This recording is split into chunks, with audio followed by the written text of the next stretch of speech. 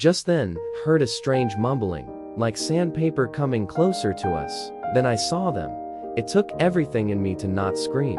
Now, I've seen the pretty images people post online of aliens and the greys, and the pictures makes them appear to look almost cute. If only people knew what they really looked like. They had similarities to what you would think greys would or should look like. But not skinny at all. They were tall, about 2 meters or more. It's difficult to judge when you are suspended in the air, and you come face to face with your worst nightmare. They were muscular, much more so than any human I've ever seen. Their eyes had a red-black shine to them. Their mouths had rows and rows of sharp teeth like fangs. They had 2 sets of arms, with their fingers ending in claws, with razor-sharp claw-like nails on the one set of arms, and almost human-like hands on the other set of hands.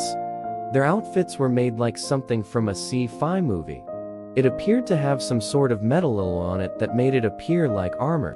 The 2 that came to me looked at me. They looked me up and down, then sandpapered something in their language, and suddenly turned and started walking.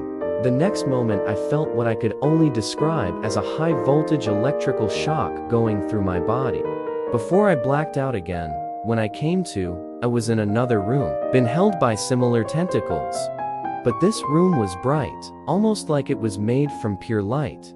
I decided that I've learned my lesson and to listen to the advice from the girl in the other room. Then I heard strange sounds, like metal sliding, and the next moment something grabbed a hold of my head. It felt like some sort of metal claw, gripping my head in place. I couldn't move my head the slightest. Then smaller metal pins started slithering over my face towards my eyes and mouth. Some grabbed my eyelids so I couldn't blink, and the others pried my mouth open. I don't know why or how. I knew it was supposed to hurt, but it didn't.